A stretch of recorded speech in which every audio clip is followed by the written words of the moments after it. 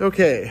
so my final research paper is about how the First Great Awakening caused Americans to realize their religious founding and institute religion back into their lives. The paper will discuss how this caused Americans to bring religion into the modern day, whether that's through references to God in the Pledge of Allegiance or in speeches given by elected officials, or references to religion on government buildings and monuments, or whether that's on our money. Whatever it is, the paper is about how the Great Awakening caused a religious founding to be realized, which carried over into modern day. Well, it is important to note that the Second Great Awakening also might have influenced many people and might have caused Americans to value their religious upbringing and founding as well.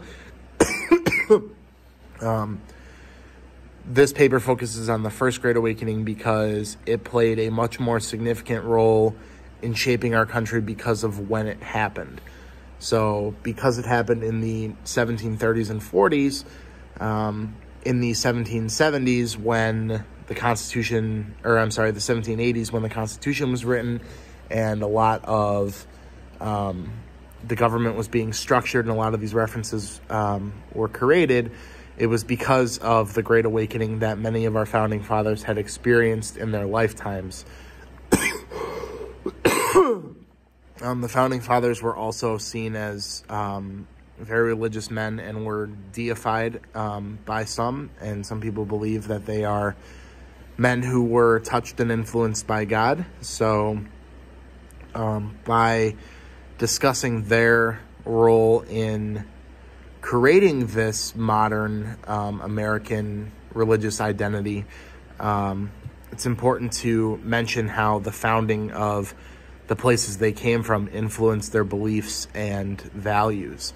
The paper focuses in the beginning on three colonial charters: the Charter of Massachusetts, Maryland, and Virginia, and how all three make significant references to religion and how the colonies were formed and founded on religious principles and values. This is important because the Great Awakening couldn't have happened unless there was already a religious base there for the people to get re-exposed to. And then the paper discusses how the colonies briefly slipped away from these religious beliefs and values, and then how the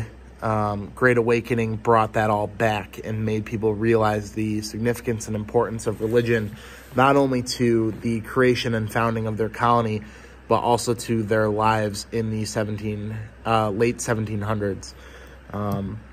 It's important to show that the